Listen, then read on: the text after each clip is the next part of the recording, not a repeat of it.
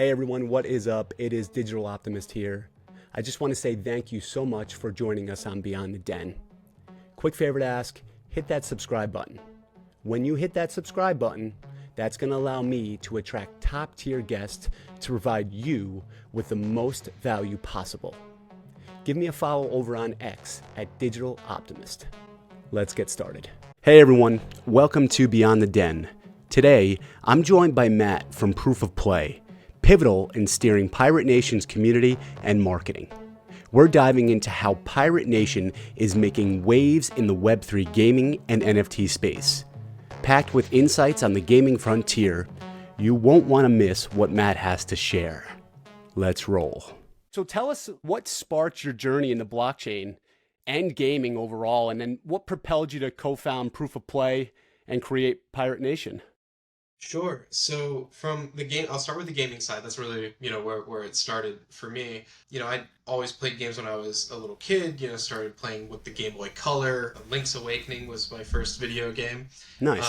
And I started to play, Smash Brothers when that came out. I was very much a Nintendo kid. Okay. And I started playing Smash Brothers 64 when that came out. And just through playground, I guess, I became friends with this other guy in my town, and we played all sorts of like NES, Super Nintendo, and so on games. He actually went on to be a pretty prolific speedrunner in his own right, set some world records and broke some barriers and stuff. Nice. And we both played, fairly competitively. We were on like Twin Galaxies and Speed Demos Archive back in like 2002, submitting runs. And Smash Brothers Melee was one of those games that we played. We would have like a whole set of like discs that we would like rotate around and pick. And anyway, for me, starting in 2005, we went to a Smash Bros. Melee tournament. It was August of 2005, and for me, that just became like it. I got very honed in on it. He sort of went his speedrunning route, and I went into competitive Melee. And I was 13 at the time. I started running tournaments in my basement not too long after that. Then eventually gaming stores. There was one in Massachusetts I would do, and then a year after, one in Connecticut. I'm like 15, 16, and they're like, hey, you want to run tournaments down here? I'm like, yeah, I'll drive 2 hours to Connecticut, run tournaments. And anyway, that was just this whole thing. I did that for a very long time. It was very much a compulsion after a while. Did like a bunch of regional circuits, brought tournament organizers together, community organizing in there. We went from a Facebook group in 2010 that we brought up to about 5,000 people before folks started abandoning Facebook. That was just for the New England region for that particular game. Yeah. So we really built that region up, and anyway, did a whole bunch of stuff. Collegiate leagues, we got like 250 schools nationwide involved in that, totally grassroots, and I was just working at a call center on the side. So just like all my time is going into that. For basically like 11 years before a buddy of mine, he got a seed round for his company, Smash GG. It's an online tournament platform. Basically, people can run and participate in events on it. It's been acquired by Microsoft since. Now it's Start GG. But point is, they got a seed round. He hits me up as one of the well-known organizers in the community. I go to work there for a while, developed a ton of my skills there, got like more integrated, understood what product development and engineering was, like how does like a software startup work and go. So that was a lot of fun. Through my time there, after about 3.5 years, I went down to the Call of Duty League. I actually moved down to Southern California, and I worked on their competition operations team for 2 years. Literally day one on the job there was flying to Pennsylvania for a rehearsal event, like Wow. 7 a.m. Huh. And then 3 weeks later, we're in Minnesota doing the season kickoff. It was wild. That was such a run. And then, of course, 3 months into it, boom, COVID. Oof, so yeah. That was interesting, turning that whole thing online. But anyway, I was there for 2 years. And at that point, esports had been such a huge part of my life, doing these events, competing in them, and then going from a grassroots level where, I'm just like handling all of it, my team is, I also did a tournament in Boston. We get about 3,000 people every year for 7 years. We just sunset it this year. But, then going into AAA esports, that's a huge chunk of my life. And I just, along the way, 2016, 17, started to really focus on crypto a bit more. Like, I knew about it. I'm one of those people who, I made a Bitcoin wallet in 2011. I never bought any. I'm like, the government's going to shut it down. It's not going to go anywhere. Obviously, very wrong. Bummer. But, then it's like, oh wait, it's $1,000. Oh, it's 5,000. Oh, it's 10,000. What the heck is going on? So Yeah. that sort of like whole cycle started catching my attention. At that point, I'm like also like not making like minimum wage. So I'm like, oh, maybe I could do something. And I started to get involved and promptly ran face first into a bear market after a month and a half. That So was what year was that? I first got into the space like as an investor in November 2017. Okay. All So right. that was January 2018 was just face first into a concrete wall for a bunch of people. Yep. And so, that kind of stung a bit. But, I spent a lot of time in researching and trying to understand what's going on in the space. Like, why do people even like care about all this new stuff that's being built? Hmm. Recognizing it as a very nascent industry. Even at that time, I'm sure people, at that time were like, oh, this is so new. They're gonna be like, yeah, right. You should have been here like 7 years ago. But still very new industry, a lot of new capital going into it, a lot of new talent, and people trying to figure out like what does this really hold? And so being, keeping that in mind, I started getting, after the sting of the bear wore off, started like, okay, I'm gonna see which projects are sticking around and just keep my nose to the ground for a while. And along the way, I had met Amit, who's the CEO for Proof of Play, through a mutual friend. We just kept kind of bumping elbows through the years. And yeah, towards the end of 2021, I think this was October 21, I first had the conversation with Amit about Proof of Play, Pirate Nation. Just like we didn't have the name, obviously, just the company, like the idea. But, shortly after that, I was just like, yeah, this sounds really fun. I love to take on new projects, things that challenge me. And also, frankly, working at like a AAA game company like Blizzard, it was something that you sort of have your role defined for you. You don't have a ton of ability to like impact so many other things when it's just like, yeah, this is like you're on this team, this is like what we need you to do, Hmm. which is great. But I also really enjoy that really new startup environment of there's a ton of things to do. I can probably figure a bunch of that out. The rest of the team will figure the other things out, and let's work together on that. So I was quite eager, especially as somebody who'd been playing on chain games at that point. Like one of the ones I got into early was Chicken Farm. Shout outs to Avalanche Nice. and a handful of other ones. But yeah, so at that point, it just sort of made more sense to me. Like, okay, I've done this time with gaming, not so much as a game designer, right? I'm not coming from that background as some of the other people on our team will have.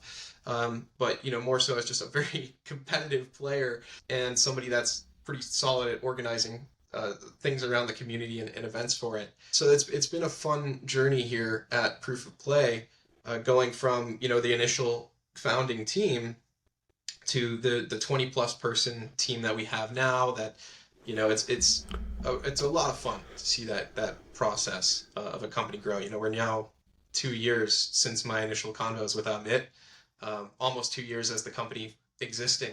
So it's been fun. Yeah, super interesting, man. Definitely a wild story. And when you first started, right, that first tournament, how many people were at that first tournament? I mean, we're talking like events in 2006. That was Yeah. like basement level stuff, probably 15, 20 people.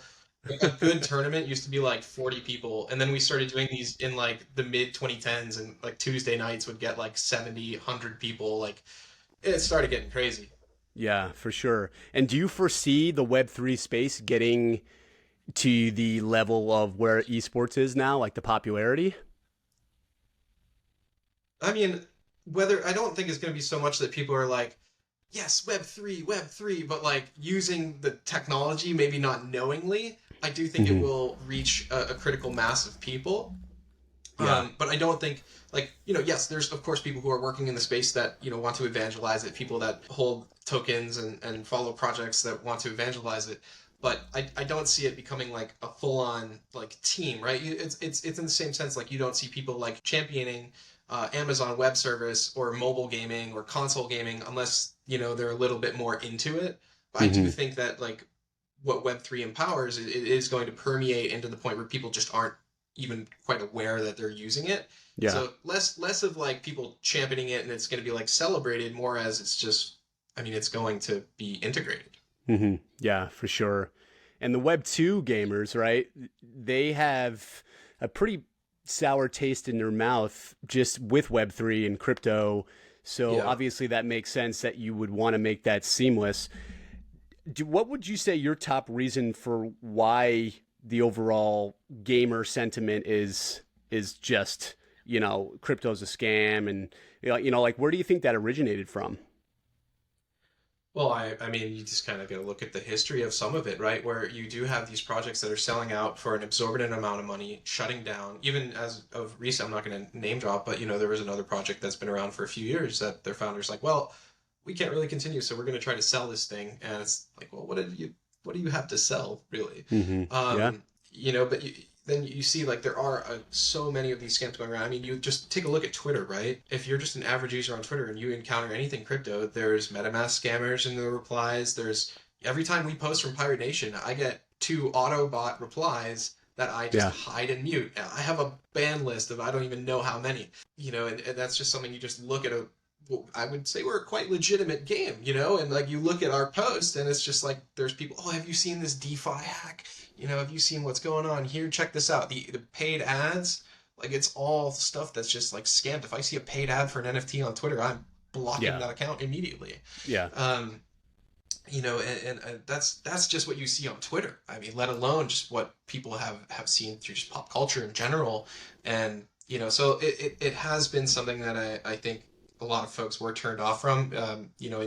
Once I started talking about doing crypto from proof of play, once I started working on this project, people would say, there were folks from the gamer world that would be in my replies like, shake my head, dude. What are you doing, man?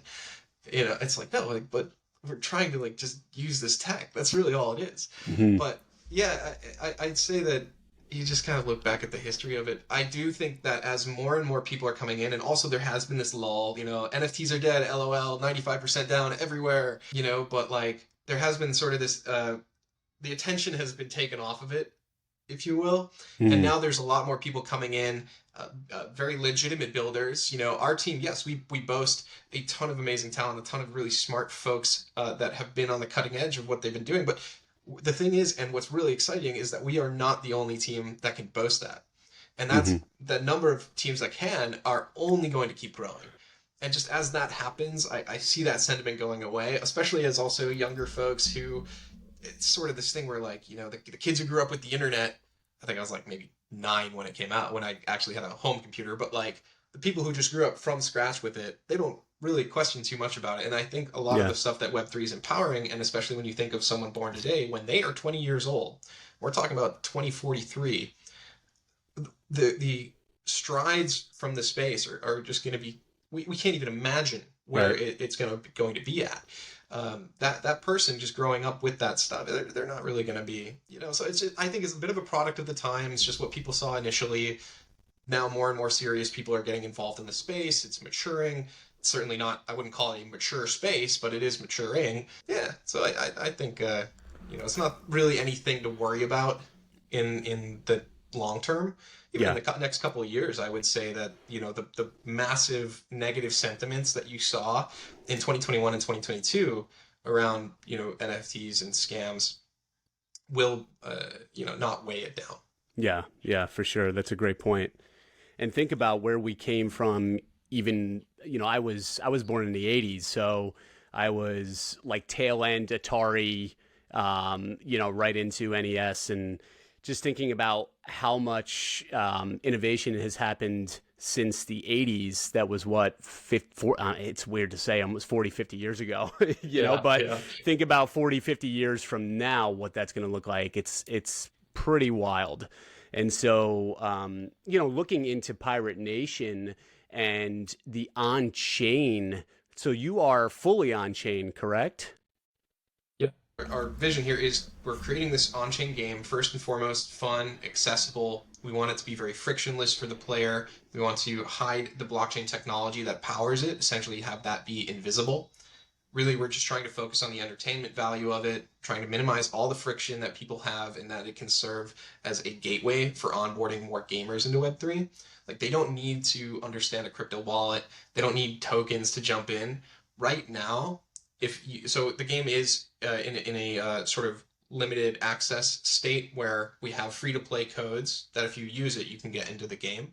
Those Hmm. are eventually going to go away. It's sort of, we're just scaling at our own pace right now to find systems that might need a little tweaking as we go versus just being like 50,000 players tomorrow. Yeah, You know, yeah. so we're stress testing our systems. And eventually, though, it's going to be that somebody can just come into the game and play. They could sign up with an email, have no crypto wallet at all, get into the game and start playing, and then on their own pace, if they'd like, and we're not going to force this on them by any means, they can export that wallet and take custody of it. Hmm. Or somebody can just come in and play with their own crypto wallet, but even then, they don't even need Ethereum in it. They could have a hot wallet, zero ETH in it, never been used, and they could go into Pirate Nation, get themselves a Generation 1 Pirate for free, pay no gas, and start playing the game also for no gas. Hmm. So those sort of things, we're already trying to peel those layers away and make that even easier to get into the game. And Hmm. really under the hood, though, for Pirate Nation, like this is our research project. This is a sandbox. We're trying to solve these hard technical problems that do come up as you build fully on-chain games. That's things like, how do you scale the game? How do you deal with true randomness? And also, how do you have that be fast? When we were Yeah. initially, when we first deployed the game, we were on Polygon, and we went from 2 to 3 minutes of RNG rewards coming down to now where we are on Nova with a couple other tweaks too. We moved off some like mainstream tools and sort of built like a little system for it. We're now down to RNG calls being within 20, sometimes 10 seconds Wow. for quests. So we're trying to make that even faster and faster. But then also the whole entire game is public. People can see our contracts. So we have to work with transparency there, and you'll be very mindful about what we're putting up on mainnet in our contracts, and Yeah. how we factor in the ability that somebody can go direct to contract for our game. And then of course just the overall fact that the game it's a forever game. It's living on chain. So, keeping all of that in mind as we build. So anyway, we just see these challenges and bring them into Pirate Nation, as I said, sort of as our research project to figure these things out. Game number 2 and so on. Those will have maybe more of a streamlined approach and direction to them versus where Pirate Nation, we're just trying these different pieces out and innovating on the bleeding edge just so we can start to move ourselves and the industry forward. Hmm. Yeah. You know, Yeah, I love that. And it's essentially building in public, right? So oh yeah. I love that phrase. And I noticed that the communication on your end and the transparency has been top notch. Just even using Notion, right? And just keeping that up to date real time, right? I think that that is super refreshing to see. And in a world full of scammers and rugs, to be able to be a part of a project where the communication is top notch really, I think, sets the minds at ease of the investors, correct? And players, right? Yeah, exactly. We really want to involve the players as much as we can into our process. Obviously we're not like a DAO. We're not just giving the power to the players, but we do tell them like, here's what's coming up, here's what we're working on, here's a way you could submit suggestions. We have a regular triage for player suggestions, which we're typically going through anywhere between 30 to 60 every time we do it. We're bringing in product, we're bringing in game design, we're bringing in our community team, and we're bringing in our engineering team to talk over these and see, okay, well, yeah, this person, they made a case for this thing. Let's see if we can bring that in. If we don't, we go back and we explain it to them. And the roadmap piece, that is something we've had now live for, I think, about 4 months or so. And that's been incredibly helpful. And yeah, we do. We ship constantly, like you said. We are now, today, are coming up on, I believe it's our 42nd release, I want to say. Well, And that's been since the game came out December 2nd last year. It hasn't even been a year, and we've had 42 now named releases with a ton of hot fixes that we just get in there. And that's been a really nice piece that the community sees the process as we go, and they can see like when we do tweak things. It's not so much that we're just waiting like, okay, 3 months in cold storage, we're going to work on this thing on our own little iceberg, and then we're going to ship it into the game, and you're going to deal with it and you're going to like it. It's like we're going to put this in little bit by bit, get your input, and continue to tweak it from there. yeah, true leaders in the space. We we preach that the blockchain has transparency, but most of these games, these current games, don't have any transparency. And then the big knock on Web 2, right, is that transparency isn't fully there from these big conglomerates. You have, Activision and Nintendo, and, are they communicating as much with their players, right? As because a lot of times they're just kind of left in the dust, a lot of these players, correct? Yeah, I mean, you just have to sort of deal with whatever the parent company wants to go with, and that's not to say, when we, Pirate Nation and whatever else we're building in the future may hit over the millions of players, that's certainly our goal. It's going to be tough to give every single one of those people a handheld experience. Of course, that's going to be Sure. difficult. Yep. But, part of the challenge is keeping those communications up and also building tools for the community to input directly into the game. We build with voxel art. So that's basically a 3D pixel. It's like digital Legos is one way to think about it. People can very easily take our models, modify them, alter them, whatever they might want to do with it, and then in theory they can then submit it back to us. So like think of them taking like a ship. They then make their own skin over it, and then they can upload that to a tool which either our team or players could look at and say, oh, we agree with putting this item into the game. Let's put it in this way. And we can make those, like we're trying to get to the point where our game design team can make modifications to the game without engineering lift, right? We want to be Hmm. able to add a new opponent and 5 elemental variants of it into the game. We want to add new bounties, new quests, new craftable items into the game without having to go through an engineering team, right? Hmm. And that's something that we're going to eventually take tools, and that's not the only type of tool we have for that, but we're going to take those tools and start to package them up, distribute them to the community, distribute them to other game developers. I mean, not just the fact that we're building a game here, we're also building a game engine. That's really like a part of the crux of building Pirate Nation is this is how we're architecting our game engine. Hmm. So we Yeah. also want to be able to onboard other developers into the space through our technology and sort of act as like a layer zero for engines or can like plug into different other existing engines. Yeah. So, that's also a big part of it. Yes, we're trying to build a fun game and keep at that. But we Yeah. also want to share this with other people so other folks can come in and just hit the ground running. Hmm. And that's an extremely organic approach too, and really makes the community feel a part, and like they're partners with Proof of Play and Pirate Nation. And think about interoperability too, right? What does that look like? As you had mentioned that they're voxelized, does that make it easier for interoperability into other games within the Proof of Play ecosystem, or? Oh yeah, and what you have right now too, and so in Pirate Nation we have like the Founders Pirates, those are our Gen Zero. We have the Pirates, those are our Gen One. And we have all of these different models that are in the game. Building that into another game is not at all difficult. Especially, there are other things we can do that are not visual. We can see, well, okay, in Pirate Nation you have a Founders Pirate, right? You came in and you have one of the original 10,000 Founders Pirates. So we're going to give you access to these things in game number 2. You might be able to get early beta before other players, things like that that are just based off of, what do you currently have, or not even necessarily just off the Founders Pirates, but also, oh, you have these items, or we notice that your playtime, you've been playing for 12 months in a row, maybe not daily, but at least like once a couple times a month or whatever. Okay, let's loop you into this cohort and like having all of this information on chain and all of this metadata Yeah. and player history on chain really does open up possibilities for us to bring people along for the ride a lot more than you would have in Web2 gaming. I remember one of the things that I heard when I was first getting started with Proof of Play is that mobile games, in particular, they really can only stick with their whales when they're going from like game to game or something. It's very hard to have a reliable way to work with all of your players.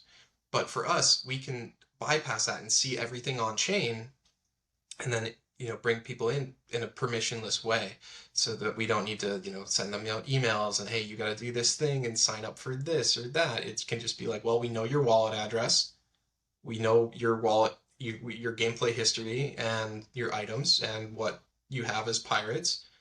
Cool, all right, we'll take pieces of that and move it into the next game, and whether that's visual or experiential, could be a mix. Yeah.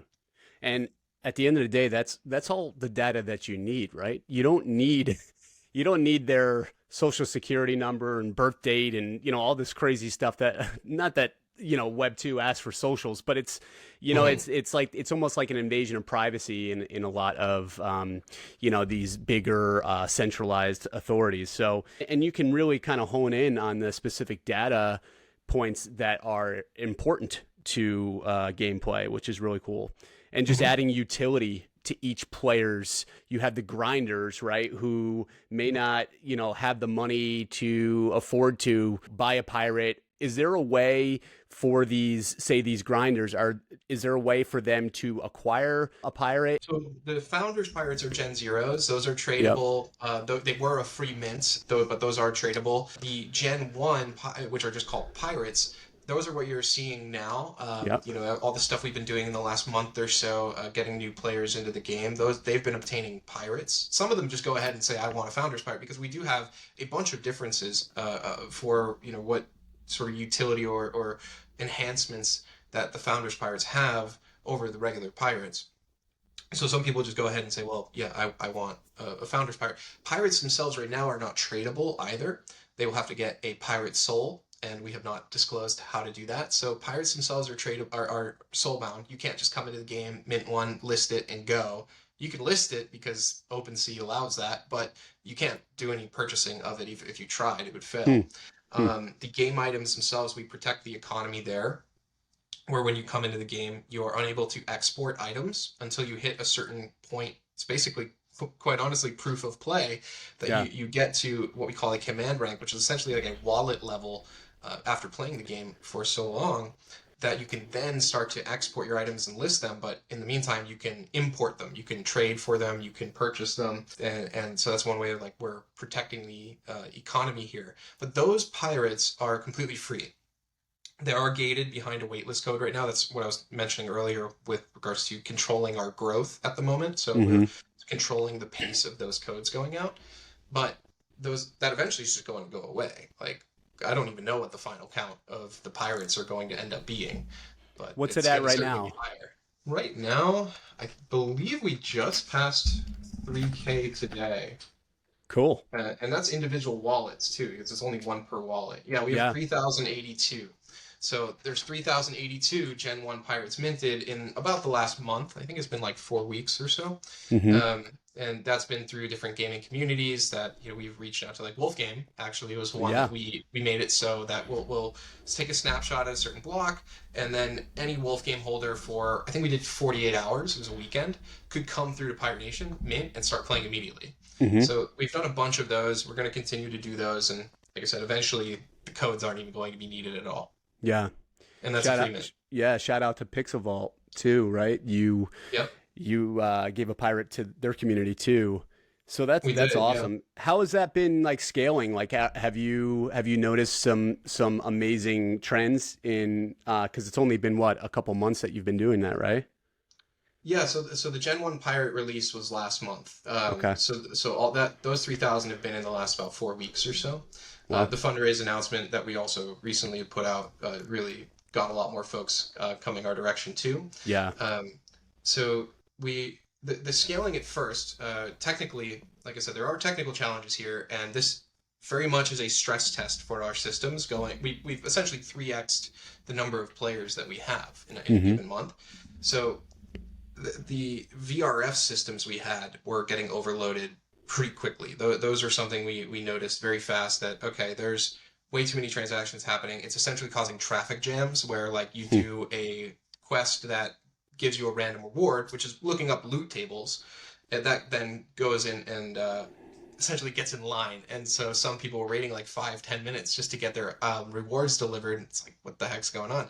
So that was something kudos to Matt, our head of engineering, went ahead, took a crack at that, and figured it out in a handful of days to rework our VRF system. There's sort of I'm going to butcher it if I try to explain exactly how he did it, but it made it way more resilient and even somehow faster. Interesting. And since he put that deploy out about a week and a half or 2 weeks ago, we've heard literally zero tickets about VRF, which is great. Other things just around like the mint flow, when you have so many people going through it at the same time, either putting their email in to get on the wait list, putting codes in, that can get a little overloaded. So we've had some mint related things. And yeah, it's, just like little small things that are more specialized to certain browsers or VPNs and stuff that we're learning about as we go. So Yeah. that's sort of from like the technical and the development side of things. And the product side, of course, we're seeing a lot of folks that are coming in like, how the heck do I do this? Because we've had such a firm cohort of players up until about the last month where a lot of folks are just coming in and they're like totally new and are just like, I just want to get started immediately. Okay, how do I get a sloop? How do I do this? What is this for? What's that for? Sure. So, on the product side, like for one, just scaling like our community responses, like we have macros for basically everything, commands for like everything in Discord. We have also made it a little easier to have get started in the game. When you go in now, it's just like, hey, you want to get these items, you want to get this boat, that opens up combat immediately. You can do that at the click of a button and make that super simple for people. Then we'll be doing more things that are like first time user experiences or just in time tutorials. Like when you first open a window, maybe it'll tell you a little bit of information. So things like that are going to be worked into the game, as well as just some of the UI pain points that the UI has not really had a sweeping update to it. We launched essentially with what we have. There's been like some tweaks and some improvements along the way, but for the most part, it's still what we launched the game with.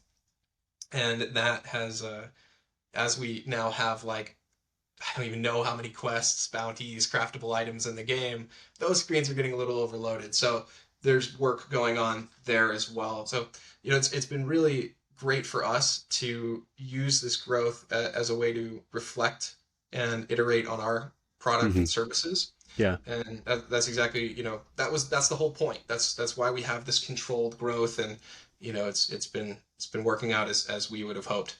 Yeah, for sure. And it seems like there are a select group of community members that are assisting with onboarding, right? With making content. They Hmm. are, I watched a couple videos. It was Murdoch, I Oh yeah. believe, and doesn't seem like he's part of the team, right? He's Nope. not, probably not getting compensated for this. It's Hmm. amazing the selflessness that some of these content creators take upon themselves and really just are like, hey, this game's awesome. I want to continue the growth of, Pirate Nation, and I really want to see this blossom. So I'm going to spend some time making some content. So I just think it's amazing. It really Yeah. is. That's actually one of the really interesting parts. I feel like in Web3 versus like Web2 games, people Yeah. quite literally are bought in more, right? Like when you Yeah. when you have a bit of a financial stake in what you're doing, and again, this is Pirate Nation, not financial advice, not promising anything, but like if you've put money into something, you are more likely to want to see that succeed. And if you've bought, 20 founders pirates, you probably want that to like go well in the long term, but also you're just having fun. Like I don't think that we would see like the type of content, the passion of our content, if it was just purely a dollar driven desire.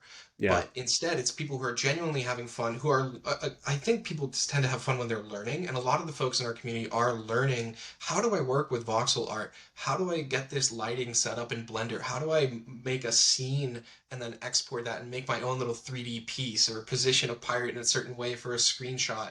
Like we have opened up every single 3D model in our game and then some in a community content creator kit. There's a complete open link. Anybody can use Mm. it. Mm. And there's infographics, there's other helpful things. We're in the process of open sourcing our design files on Figma so that people can come in and see all of the infographics we've made, just make a copy locally and replace it with whatever their language might be, or just take elements and remake their own type of graphics. Like that's something that we're actively doing. So we're really trying to enhance what the community does by providing them these tools, and then also giving them things that they can try out, like talking to our head of creative, for example, and he and I are working through ways that we can continue to level up the community content in just a really nice way.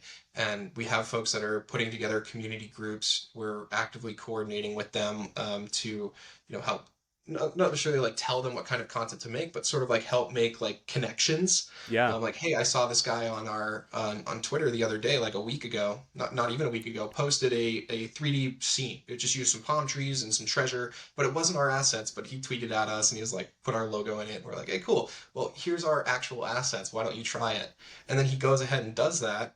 Yeah. And boom, now we connect him into our content team, and he's making these 3D scenes with our assets, even like setting up little voxel islands of his own. Because again, it's really just like little Lego pieces. It's Interesting. way more accessible than you'd think, as Yeah. long as you're using the right tool, basically. Yeah. And then, so we plug that person into our community, and great, now the other content creators are going to be working with him. We have some technical writers who are working with the other visual creators, and kind of mashing that together so that those technical pieces have a little bit more oomph to them, a little bit more entertainment value to them, or Hmm. simplicity through graphics that they might not have had otherwise. So we're really also trying to empower people as much as possible to do stuff in the community, and we shout them out. We have our Scallywag Spotlight. We have an honorable pirate item that you can only get through an airdrop, and placed on your island. It's sort of like a totem piece that you can get. Sure. So, and little achievements that we'll be working on. Those are like sort of our own version of apps that Mhm. we give to people, and they just stay on their account and show on their profile. Like, oh, they got an achievement for pointing out this bug or winning a Yeah. leaderboard, or, whatever. There's a ton of things that we're going to be doing with that. Yeah. And you're right. I mean, it doesn't need to be a financial incentive either, right? I mean, it's what I love about Web3 is ownership, right? Hmm. So having that sense of ownership, you own the NFT, and you don't get that anywhere, right? You don't get it in Web2 gaming. You don't own your assets, right? The company owns your assets. In this arena, it really is changing the game quite literally. And I actually come from the health and fitness industry. And I was like, I fell in love with Wolf Game. I fell in love with the lore. It really brought back my love for gaming. And I feel indebted to the Shep and team, right? So I'm like, all right, I'm just going to create some freaking content. Like, it's always on my mind. I'm having phone calls with other community members, strategizing about the game. And I'm like, what can I do to provide value for the community? And I was like, you know what? I'm just going to start a podcast. Never started a podcast. There were a couple community members that helped with the logo, so it's just everything happened so organic, and there was nobody with their hand out saying, I need to be compensated for this. And it's just phenomenal. So shout out to Bunya. He makes all of the YouTube thumbnails. I mean, this is stuff that he's doing out of the kindness of his heart. Shout out to Tara Blart. He made the headphones, the golden headphones and the golden mic. So again, Nice. just all awesome stuff. So I think you hit the nail on the head for sure. Going into the transactions, right? I know you had mentioned the gasless transactions for players. Now, there has to be some sort of cost associated with that. Is that something that, I mean, it being an Arbitrum, right? It can't be crazy. I'm sure it's not cheap. Yeah, well, it's a lot cheaper than it used to be, I'll tell you. We initially deployed our contracts on Polygon, and it was good for like 2 months. December, January, great.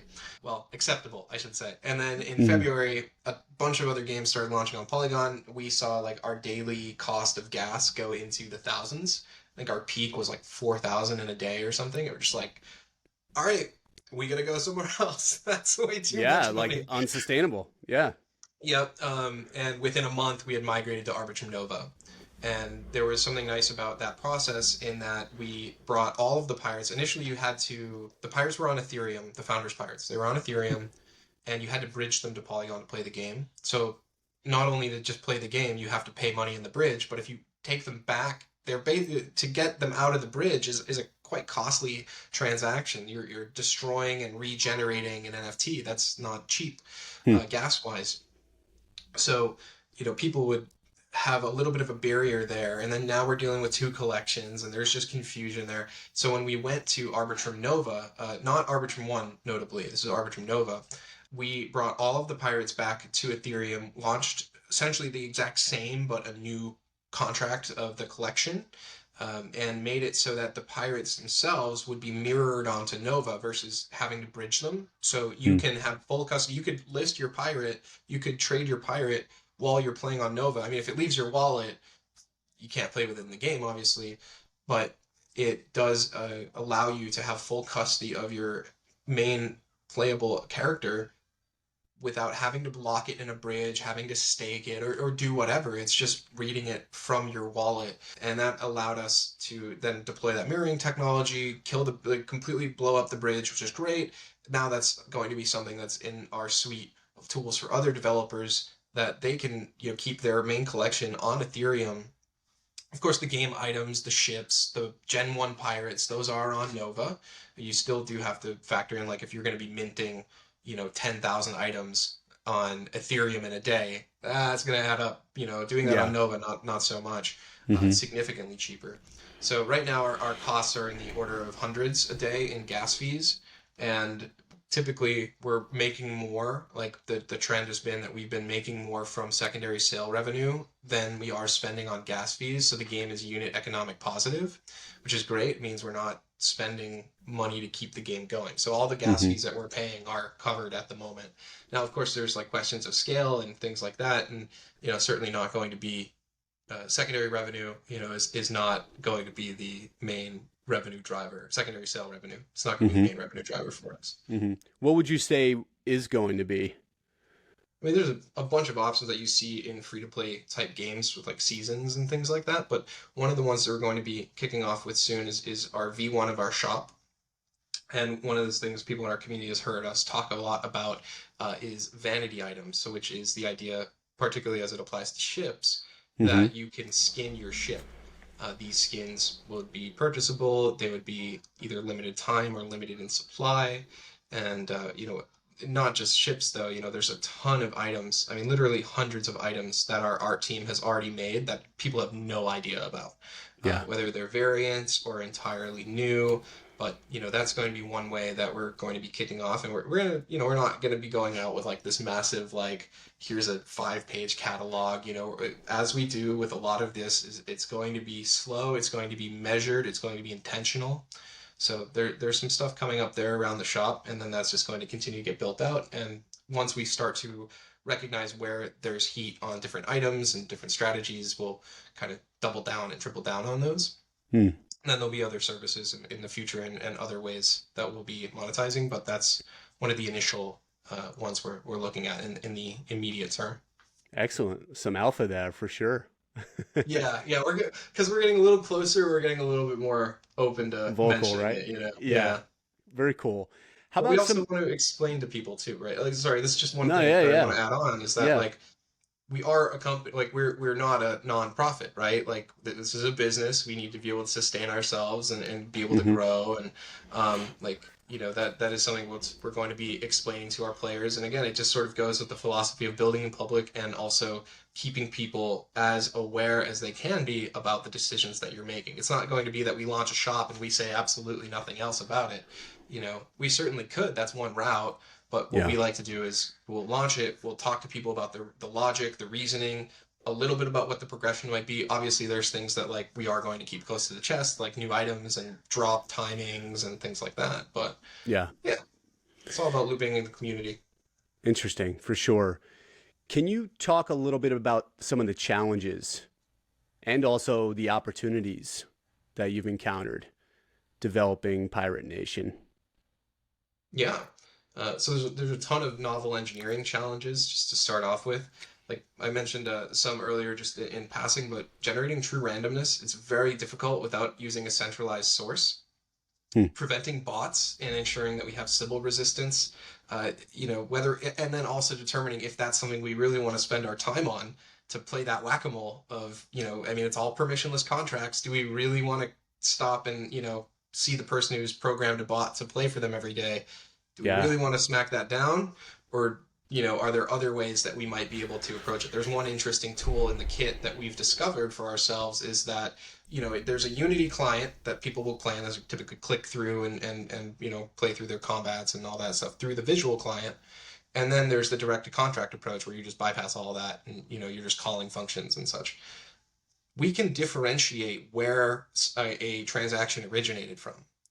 And so there's a really interesting thing there, which is that if we notice something as a DTC transaction, and maybe we'll put in some considerations and logic around what is just a one-time person messing around or someone who's done this 20 times today, Hmm.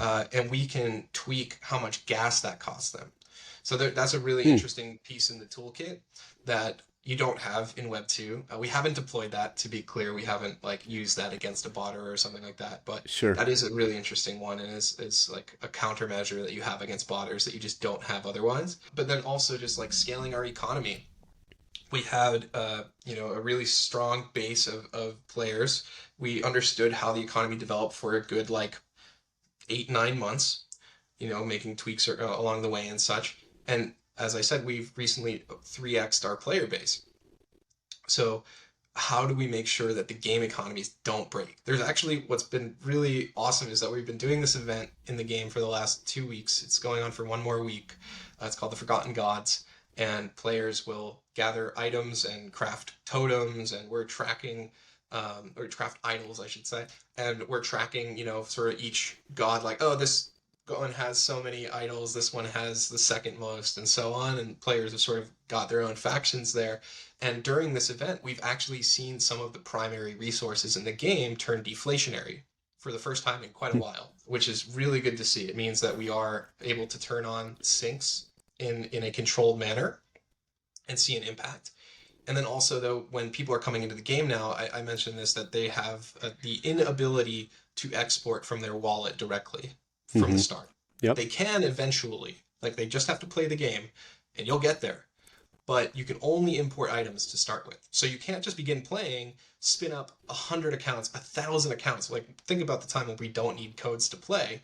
Someone's spinning up all these accounts.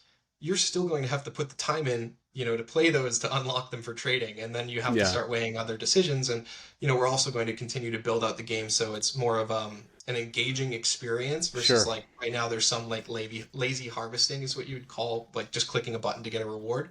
That's not across the board in the game. There is a combat system, there's island building, but the base questing and bounty systems are quite honestly that. You click a button and you wait a certain amount of time and you get a reward. And we want to make that more of an extensive process. Like if you want to go get some wood, you're going to have to go find a tree and chop it down.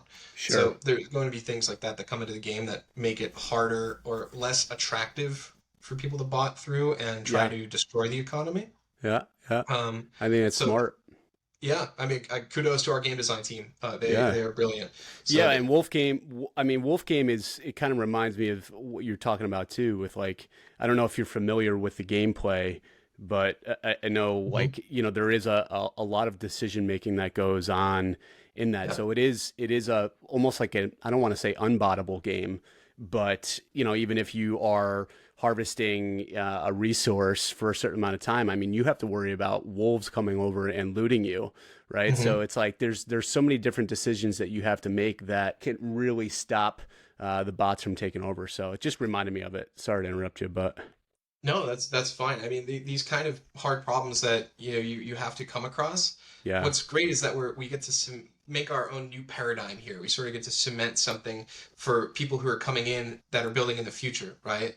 Like, and the fact that there's composability, permissionless composability, like people can see every one of our contracts. Um, yeah, it's they cool. could build on our tech without us even knowing about it. And that's incredible. It unlocks efficiencies in development time and unlocks efficiencies in cost. Like it's just going to speed other people up. So it's sort of how long have you been in the space? I've been in since it's been what, May of 2021, so not too long, Mhm. a little, about 2.5 years. Okay. Yeah, What's about your that, about that. involvement in like DeFi in general? I'm gonna make a parallel here. Nothing too crazy. The only real DeFi knowledge I have or experience, I think, would be just in, staking assets and earning yields, not having obviously a centralized authority there. So just Mhm. using like Uniswap or even some like swapping pools and things like that. So, but that's almost like getting to a point where it's a little over my head too. But So you've seen part of this of what I'm going to talk about. So DeFi protocols really started coming out and rising to prominence in 2019, 2020. when you start seeing all these like Compound and Aave and, they're Yep. starting to pop off, and then tons of copycats. You see all these protocols just touting APRs, APYs, get into this LP. We're going to give you this token. You got to be here super early. It's a 10,000% APY.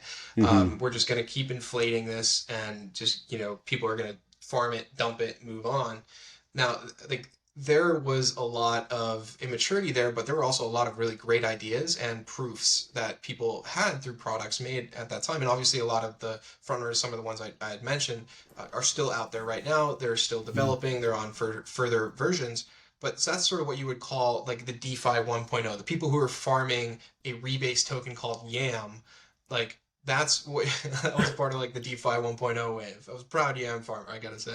Sure. And then, now you have these protocols have seen what they've built, and you had sort of this wave two, and getting now even I'd say like towards this wave three of protocols, that are building on top of past failures and past successes.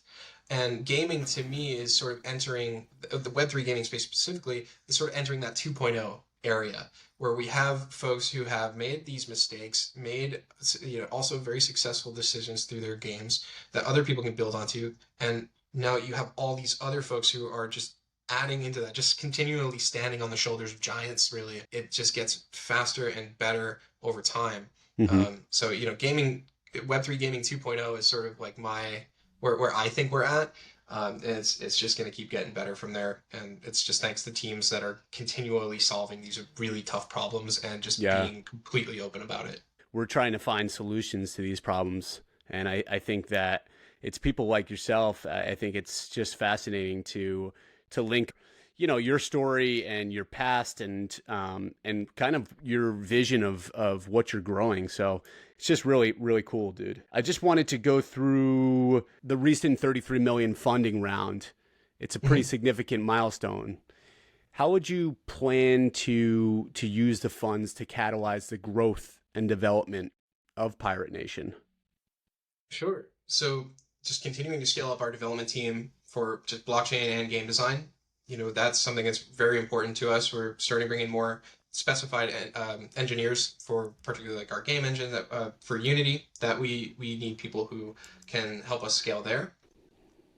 It's really just to help us continue to accelerate, move fast. We do try to keep lean, so this isn't, like the start of like a crazy hiring spree or something. Like, Yeah. we have a ton of senior and higher level employees here, and that's the point. Like, we want people with 20, 30-year careers that can come in and just get started and handle a bunch of stuff. And so we're going to continue to scale our team that way. And then also just internally, building better tools, building infrastructure. The really big thing that this gives us is time, right? Like, we want to be here for the long haul, and thanks to this round, we are Yeah. able to do that. We're able to do things like gasless, where we're repaying the gas for players with no issue, because, like, I mean, it's not gonna break the bank for us, and, in the ultimate, the long run, when we're talking millions of players, It's huge we're for gonna be. onboarding. Yeah. Yeah, exactly. Yeah. Exactly. Like, we don't want people coming in and being like, yeah, you can play the game without a wallet, but you do have to pay ETH every Yeah, there's just transaction. like people like, nope, Yeah. see ya.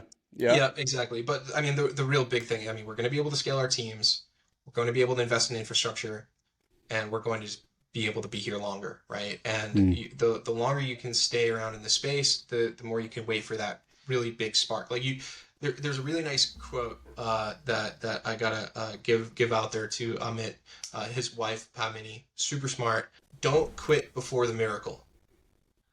Yeah. So we're here building towards the miracle. Love that, dude. Definitely. And the bull run, right? And That maybe might be that's the maybe that's a miracle. miracle. Yeah, I was gonna say maybe that's a That's not miracle a, that we need. that might be it. But I love that quote. Just Yeah. don't quit before the miracle. Yeah. And so many people do. It's Yeah. it's it's just like with anything, and I mean I relate a lot to the health and fitness world. Think about busting your butt for 2 3 months and not seeing the results that you want to see, but like right before you're about to see those results, you just give up, and that's unfortunate. You see that a It's lot in that it. meme, right? You got the guy with the pickaxe Oh going yeah, towards the diamonds at the end. yep, The other guy's walking away. You're like, ah, right yeah. there, but I don't know it. It's crazy. It really is, and you Yeah. really get tested, right? I mean, that's And it's to be expected. I mean, there's highs and lows, but you talked about how like surviving during this time and not blowing your wad, right? On the 33 million that you just gained on just stupid decisions by hiring an abundance of people that you don't really need right now. I mean, you could Yeah, fly lean and kind it can of, be a trap. yeah, Scaling can be a trap for sure. yeah, and then leveraging your community, I think, is really important and what you're doing. So really smart. What I want to do is break it down into one mystery question. All right. So picture a virtual round table with three influential figures from any era discussing the future of Web3 gaming. Who would you invite and what would be the key discussion point? Well, okay, here I need to clarify. How much starting baseline knowledge do these people have? Like, are we just like, I don't know why the first name in history coming to me, we take Alexander the Great, we put him at a table. Does he know anything, or are we just saying, Alexander, tell us about Web3 gaming? And he's like, bro, I was just leading the charge on a battlefield. What are you talking about? Like, how much starting info do these people have? I think he's Alexander the Great. I think he's got all the right answers, right? So he's automatically almost can predict the future and knows what's happening, right? So Jeez. you can think of Okay. the Alexander the Great of Web3 gaming. Okay. Okay. Sure. We're talking inherited will at this point. All Oh, right. of course, yeah. Um, dude, the history. If there's any history buffs listening to this, they're gonna be like, you chose this guy. I'm not a history person. I'm an astronomy guy. I like to learn about the planets and space. Hmm. I'm not so much of a history person. So I don't know. I just gotta feel like I'm gonna be picking like top tier names out there. Let's throw in some Socrates. Nice. I like We it. got Alexander the Great. We got Socrates. These have no rhyme or reason to them. I just feel like they're Sure. I smart like it. people, I Just guess. that's the idea. It's just literally throwing you on the spot here. Yeah, I don't know. Einstein is such a cop out. I feel like Einstein's too much of a cop out. I can't say his name. Yeah. You might get a Yeah, boo from the crowd. that's definitely a boo. That's a gimme. Oh shoot. Okay, What I about got pick anybody one. from the gaming world? I guess that's pretty recent. So I'll shoot Amit up there. He's big brain. I'll shoot our CEO on there. Put him up with Socrates and Alexander the Great. Wow. Jeez, some brownie points right there, huh? That's That's awesome. right. That's right. That's right. Hey, That, hey, that when goes you into the performance reviews. I like it. But when you really believe, you believe in the founder, you believe in his vision overall, right? And you're picking up what he's laying down I mean, I do and have you to say, feed I'm off of very each other, comfortable right? here. Very comfortable here at Proof of Play. Like I see Amit's experience, his history leading companies, and like you can see in his decisions, his thoughtfulness. Like, and this is not brownie. This is honest. Like you can see in the way that he stewards the company forward that he truly has a vision for where we're headed, and Mm. is great at keeping people protective of their own time, moving fast, shipping like what we can as far as an MVP, and making sure that just like we are just continuing to ship and iterate. I mean, I got to give the guy kudos, honestly. Yeah, love that for sure. Where can people find you, Matt? So they can find me definitely in the Pirate Nation Discord. I am Swabbert in the Pirate Nation Discord. And on Twitter, I am @.zeb. That's DOTZEB is my Twitter account. You can find me there. Awesome, dude. So, Matt, what do you want to leave with our audience? Look, when it comes to building on-chain games, we are trying to build a fun game before anything else. It's all about the fun. It is all about the fun, man. Fun and entertainment, right? Exactly. You keep the player entertained, and they will keep coming back. Like that's the biggest thing. Like if people aren't enjoying what they're doing, like the initial reception from players here, very promising. We have folks coming in playing a fully on-chain game, have no idea that it's on-chain, have signed up with email, and have no real indicators popping up in front of them like, oh, this is a crypto game and these are NFTs and these are tokens, you know. Like, no, they've just been pleasantly surprised at how polished and accessible the game is while still working on chain completely. Yeah, crazy important. You guys are one of the trailblazers in the space. I can see that for sure. And I love that you're building so openly and providing the tools to your community and really the space and trying to bring it over the goal line. So, man, it's been an absolute pleasure having you on, man. I loved hearing about your story from esports to Web3 and Pirate Nation, Proof of Play. Seems super interesting, man. I think you guys are really on to something. I'm rooting for you. I do have a couple pirates because I have a Wolf game drop, and then I had a Pixel Vault drop there too. So I do want to dive into the game, and I'm excited for it. So best of luck to you, brother. Yeah, feel free to reach out too as you're getting going. If you have any questions, anything, you know, like we're here. And thank you. I appreciate you having us on and giving me this chance to tell my story and just to talk about Pirate Nation, talk about Proof of Play. This has been a pleasure. Awesome, dude. Hey everyone, what is up? It is Digital Optimist here. I just want to say thank you so much for joining us on Beyond the Den. Quick favor to ask, hit that subscribe button. When you hit that subscribe button, that's going to allow me to attract top tier guests to provide you with the most value possible. Give me a follow over on X at Digital Optimist.